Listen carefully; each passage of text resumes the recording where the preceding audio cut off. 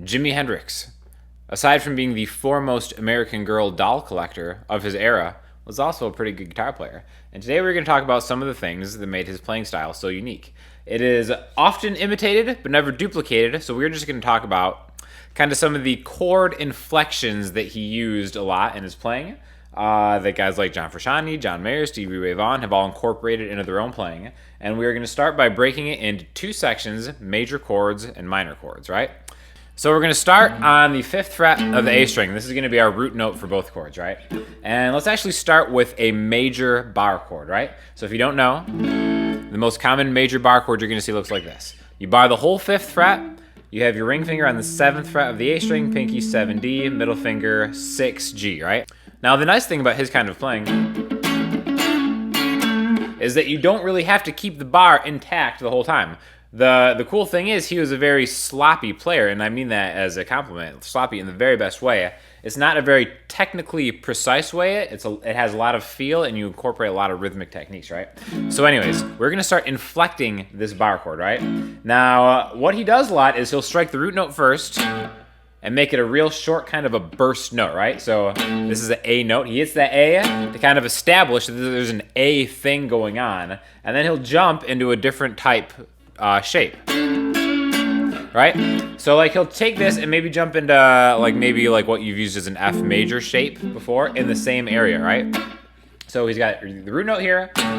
He kind of switches off it, gets into something like this, and now his other fingers are kind of free to inflect this chord, right?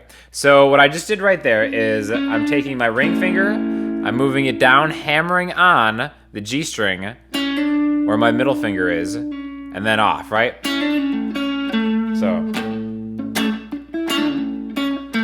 So all I'm doing is I'm adding that note, and this is in the major scale. So this works on any major chord that you could do. And it doesn't have to just be this. You can use any of these strings, right? Now this is just one note of many that he utilizes. In fact, again, we're kind of doing it on the 5th fret. The 7th fret is something that you can actually go to a lot to kind of inflect these chords, right? On any of these, right? So here's the A chord. I'm just using my pinky right now as kind of a free agent roaming around in this chord and adding on the high E string 7th fret. And then off, then the B string 7th fret, and then the G string 7th fret. Right? Now, another thing that's really responsible for the tone of it is how long you allow the chord to sustain, right? So again, that first real burst, I hit the E string, and then with my left hand, I'm letting go of the pressure. So it's not like, that's a little too messy, right? To really get that kind of sound, you want to strike the string, let go, and then get into the shape. And then just start using your pinky to kind of inflect that chord, right? So we could do it from the root note. And all I did there was I just kind of hammered on and off. But within a chord. So basically this is kind of a lesson in learning how to use scales within a chord. Here's that major scale shape that we kind of talked about before, and we're just adding the bottom of that into the chord. And now the reason that he doesn't keep his index finger here is because he uses a lot of vibrato on the top end of the chord. So what I mean by that is right here, like if I take a little piece of this chord, the dynamic playing that he's really known for is all about breaking this chord into pieces, right? He's never using his pick and kind of just hitting everything at once, right? It's all just getting little pieces.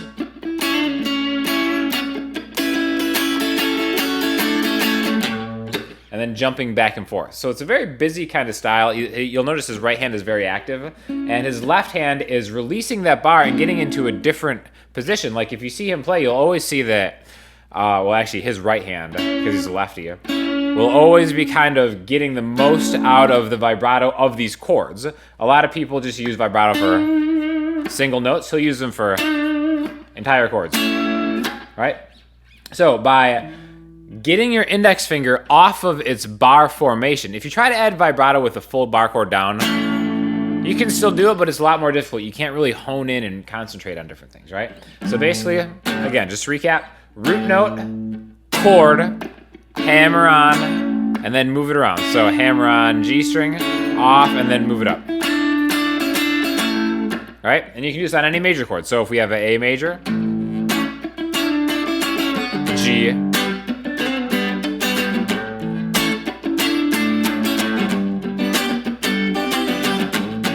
now, the other one that we're going to talk about is the minor chord version of this, right?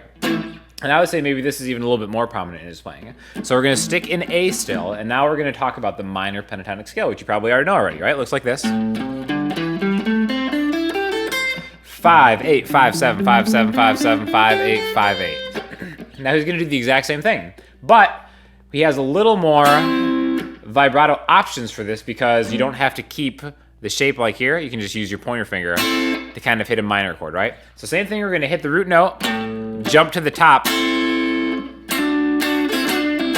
And now if we look at that pentatonic scale again, any of these, especially these, the A, D, and G string, right?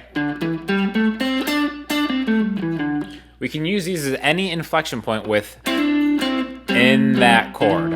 And again, the cool thing about this kind of sloppy type playing is that you don't really have to specifically aim for picking one string or two strings or three strings. You're just kind of hitting anywhere in the chord.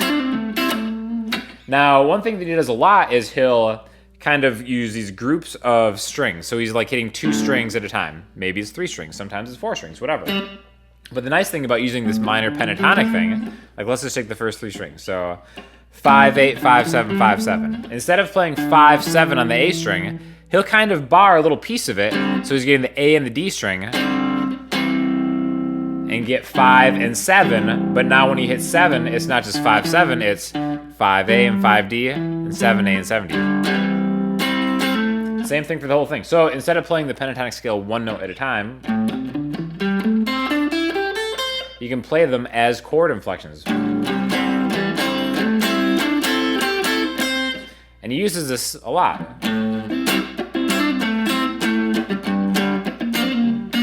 And then now you can combine these with different type class chords, right? So let's say we have an A minor into G major, right? To G.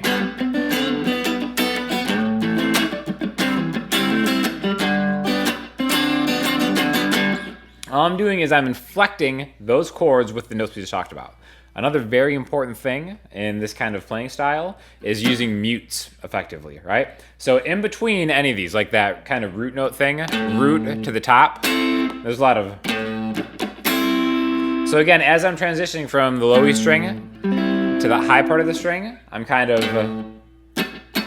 holding the string set so I'm not sustaining it and I'm not totally off. And I'm just hitting the dead string set. So down, down, up, mute. And then again, now my index finger is open to kind of adding vibrato on that chord like he does a lot, right?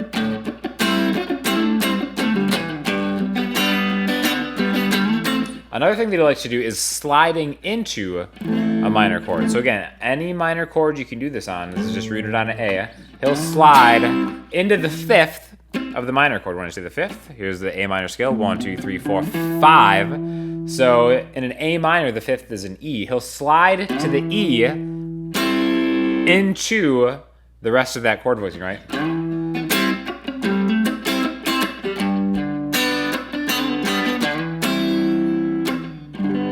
And then especially using that kind of like as a thing to jump around to, right? Like say I'm just on this G major and you do that one inflection. You can use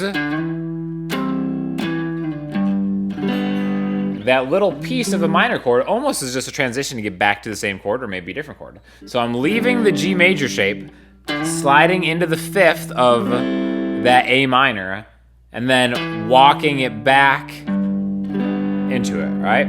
Now there's really no limit to what you can do. In fact, almost any song that has like a lot of chords and isn't all lead playing of his uses these kind of like little tricks and techniques, right? Like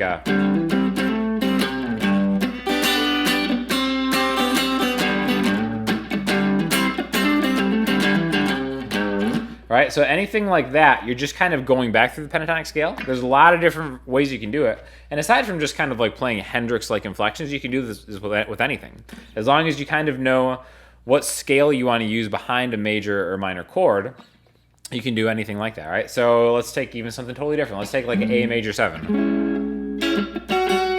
Right? This is not Hendrix at all, but you can take an A major 7 chord voicing like this, and you can know that.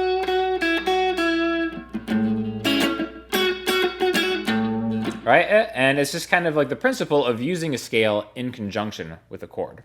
So again, let's maybe take two chords that are a little farther apart from each other. So let's take a G major to a D minor, right? And we'll start sliding into the D minor, right? Into the 5th of the D minor, right? So here's the D, the 10th fret of the E string. I'm sliding to the octave, 12A, into the rest of that chord voicing, right?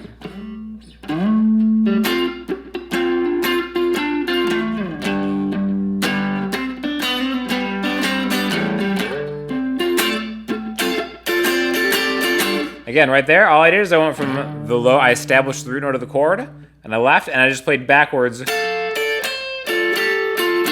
through the D minor pentatonic scale a couple strings at a time. And then I slid it back into it. Now, the concept of movement between chords is another really important thing, right? So if you know you're going to go from one chord voicing to another, find a note and then just slide it. And you slide a higher note into a root note, and it creates kind of like just like this feeling of a lot of movement and a lot of stuff going on, right? So you can start up here.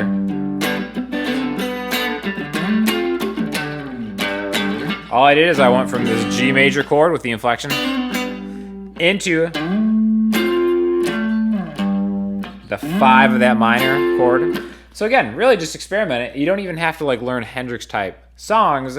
Just take any major minor chord. They're going to work over anything. That's the beauty of the pentatonic scale, is it's not going to work over just one chord. Any minor chord will do.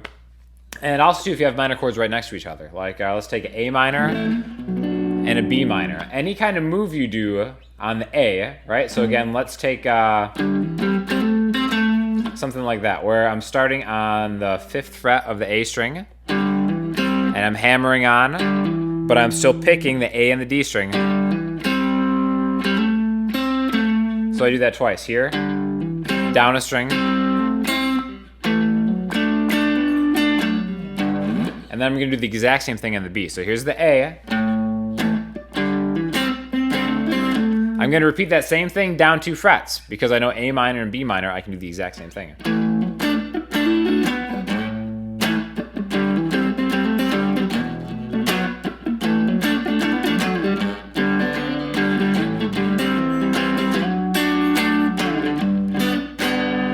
So really, it can be a little bit tricky kind of getting all of these together, but really just remember, root note first, into the chord shape, with mutes in between, and then just start hammering on, and eventually you'll find the ones that you like best, and everything's going to be a lot easier. You're going to be getting kind of funky and bluesy in no time.